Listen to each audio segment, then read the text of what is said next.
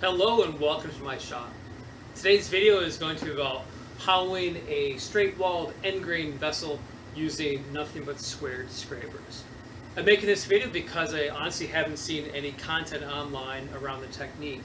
Um, the content I've seen has involved spindle and bowl gouges for forming back hollowing operations, but nothing using the lowly square scraper. Um, these are cheap to buy, they're easy to grind, so I figured I would show you guys how I accomplish this.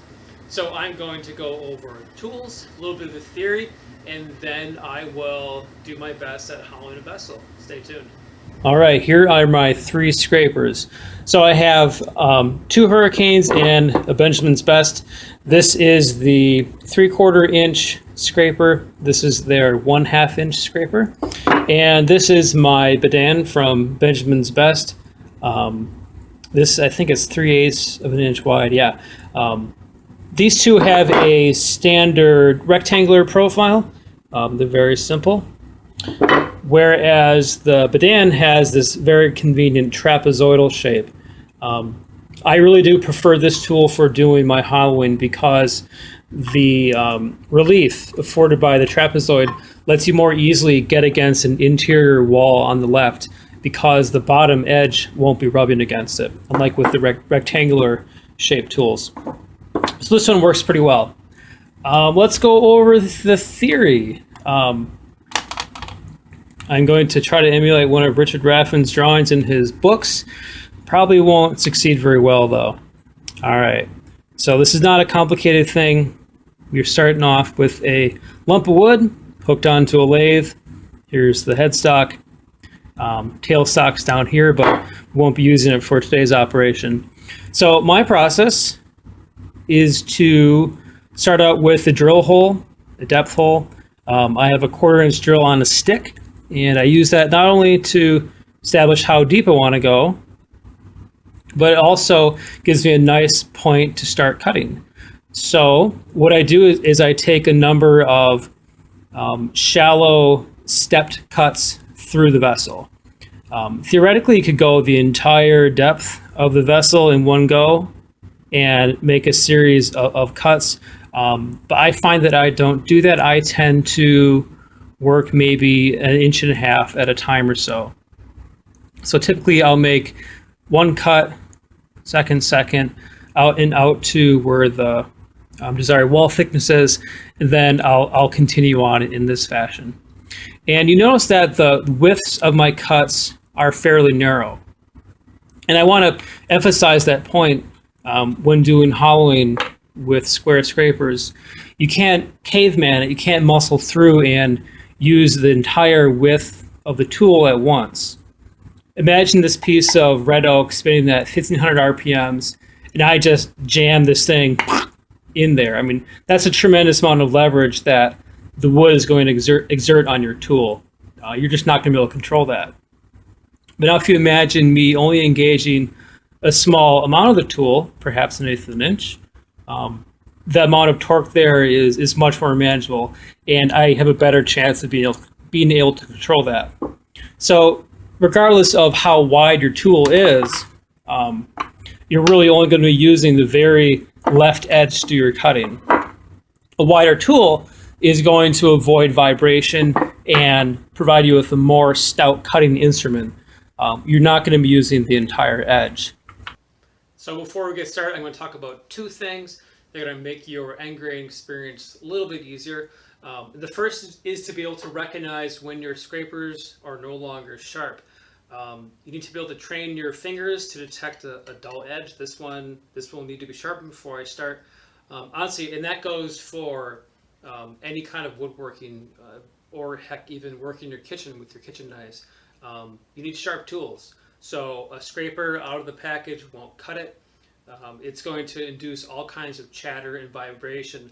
Honestly, even with a very small width of cut, a dull scraper is still going to produce like a high whining noise, or it might start rattling your chuck around. With my old lathe, which wasn't quite as stiff as this new one, if I was being too aggressive with a hollowing cut, I would actually start to unthread the chuck, and it would actually come loose So I don't even know how this worked, like physically, but it would unthread itself if I induced too much chatter in there. Bad situation. You need to keep your tool sharp. The second thing is you need to grip your work very, very well in your chuck. Um, and basically, what that boils down to is adhering to the perfect circle tenon sizing method. I talk about that in my Barracuda 2 video, and there's lots of other resources online. So I'm going to throw a tenon on this thing, and we'll get started. I've got my piece of red oak chucked up. The outside profile is the sort of a nuclear cooling tower shape. And yeah, I'm ready to do my depth hole. So here's my depth tool, 1/4 inch drill bit on a stick. So I'm going to make a little pilot hole mark for it, drill down to the depth, and start hogging this guy out. So first I start with a little notch for the drill. Gives it a home to go into. I'm going to check my depth right about there. I use an O-ring around the drill bit for my depth stop. Works pretty well.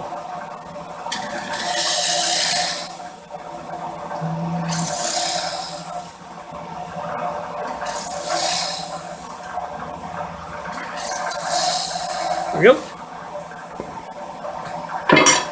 All right, let's start with the banana. Nice fresh edge on all my tools. So I want to make sure that I'm about the center height. I'm going to drop down a little bit. You always want your scrapers pointing a little bit downhill. I think that'll work. Okay, so I got my lathe speed pretty high right now. Looks to be around 2,000 or so. So, and as you can see, I'm starting out in that convenient recess that my depth hole gave me.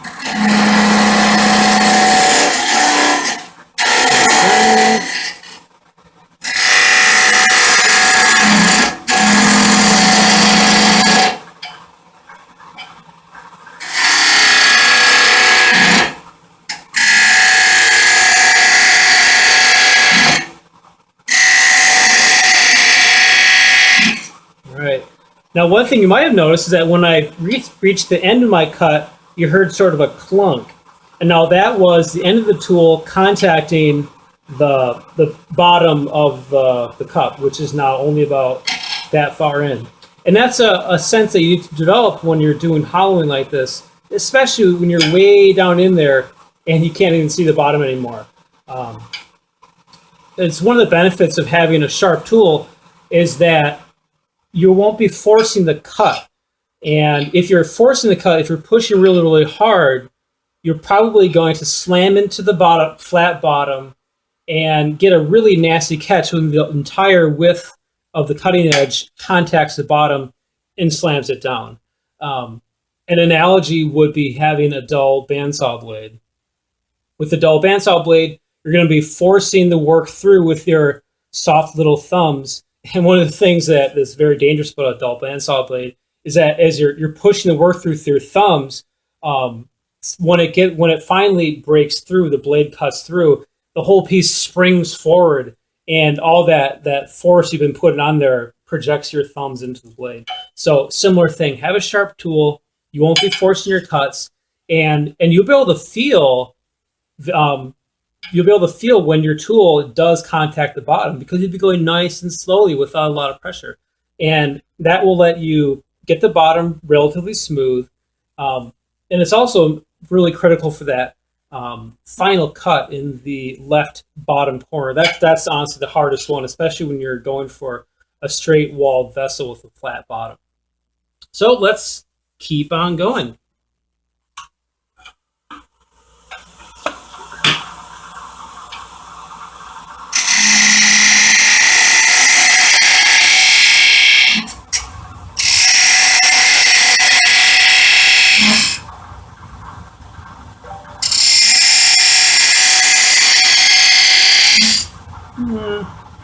Let's do that. All right, I'm going to start my next round.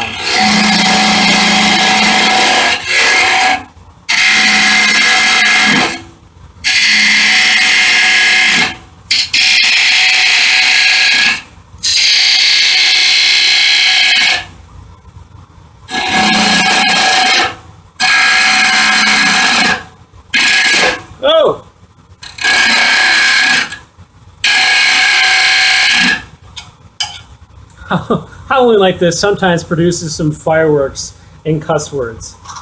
It's not the easiest thing to do.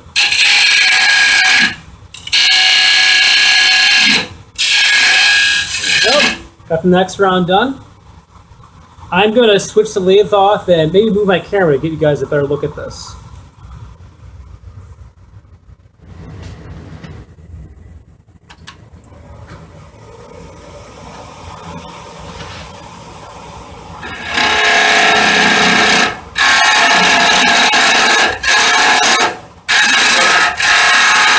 All right, that chatter I got right there, that was because I engaged around half of the cutting edge. With this wood and now the distance I'm going to have better luck engaging a third, a quarter, maybe just the far left of this edge. This is where I have to start slowing down, controlling myself, and not just going hog wild on this thing.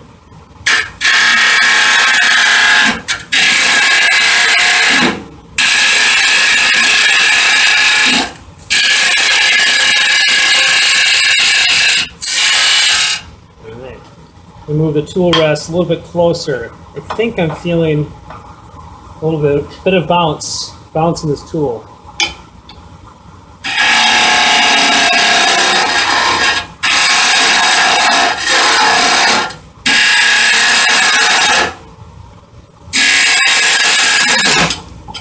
Yeah.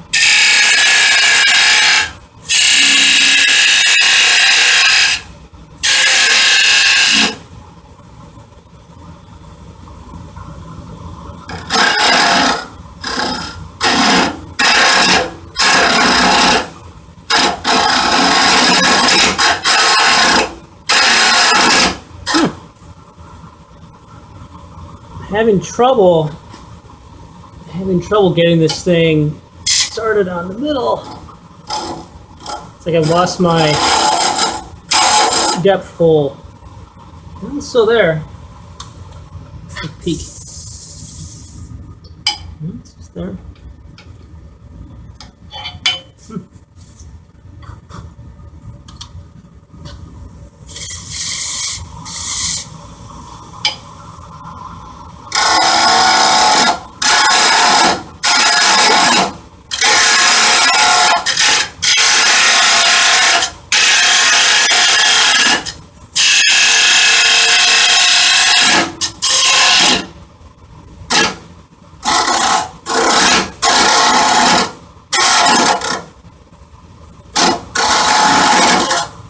Come on, Dan.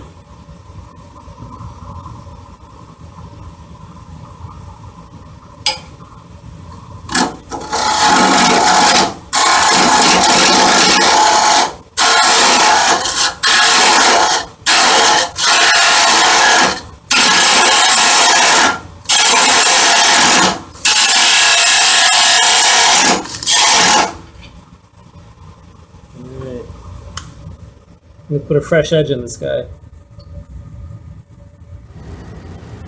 All right, well, I have hit, or just about have hit, my depth hole. If you can see in there, the bottom has a couple of ridges on it. Doesn't look that good. The side is a little bit wobbly, and my bottom internal corner needs to be cleaned up.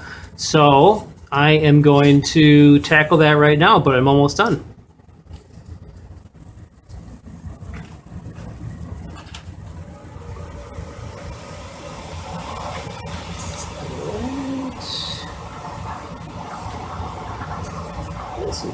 Hollowing is a very difficult thing to show on camera because I need to be in the exact same place as the camera.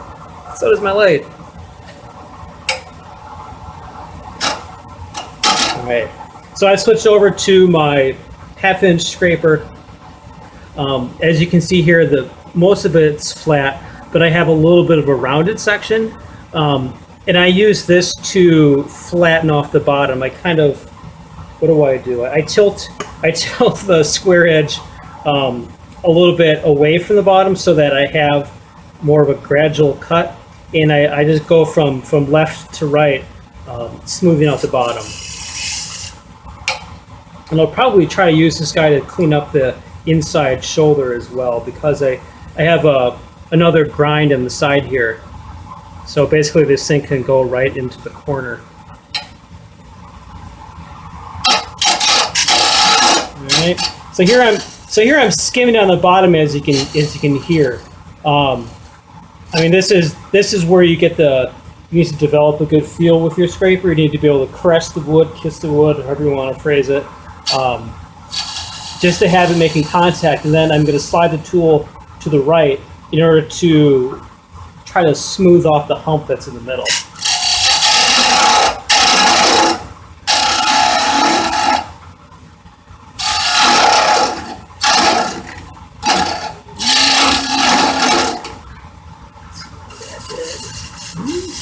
Better. Hump is gone. There's just a little bit of a dimple that was this remainder from the drill bit. So I'm going to attack that left internal corner with the sharp edge and maybe drag it over once more. We'll see. I might need to switch to a round nose scraper.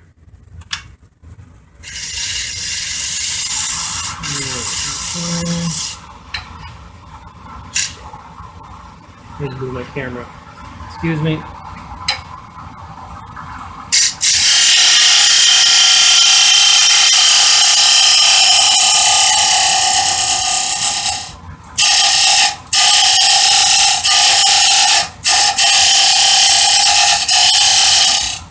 There we go. So I just took a swipe down the left side, about the bottom 1/3, and then you can hear when I contacted the bottom. I told me when to stop. There it is.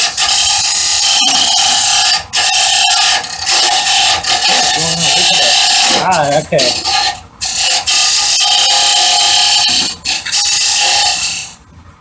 Sometimes you have to act like an orthoscopic surgeon with your scraper.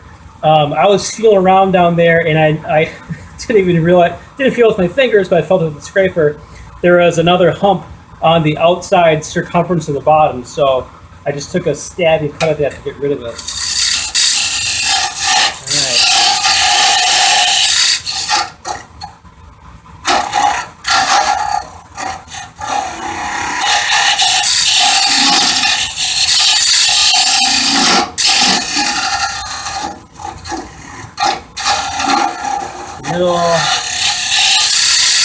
Let's see.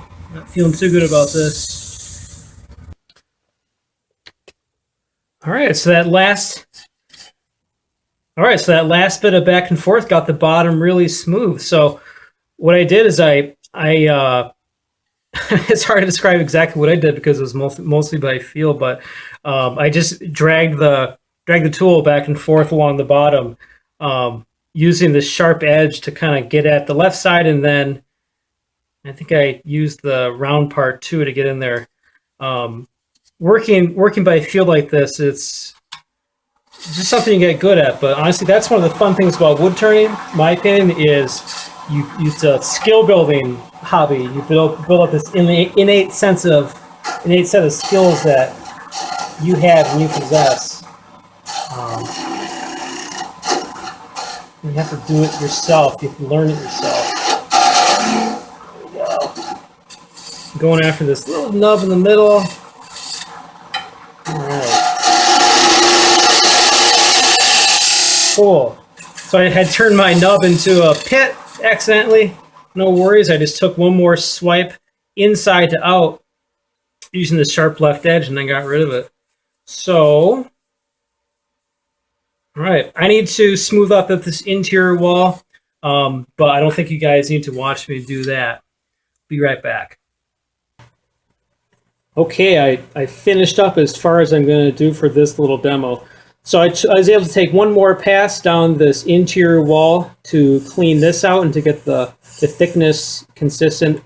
I lied. I did not wind up making a straight-sided vessel. I made a nuclear cooling tower shaped vessel. So this interior corner down here is less than 90, and it was tricky to get nicely cleaned up. I think I could get this with 80 grit though. The bottom is okay. It's flat. However, there's a ton of torn end grain in this circle right here. This is definitely not a showpiece. So even with lots of sanding, that really wouldn't come out. But overall, it turned out fairly well for about 8 minutes worth of work. Well, once again, thanks for watching. My goal was to demonstrate that end grain hollowing with a square scraper is not an impossibility. It's fairly easily done. It'll let you crank out small projects like this little pencil pot. But in addition to letting you produce work, I think end grain hollowing is a good skill building exercise because it forces you to learn when your tools are not sharp, and it also forces you to work blind and to work by feel. Very important things, I think, as a wood turner. So if you have any questions or comments, feel free to leave them down below. And thanks for watching.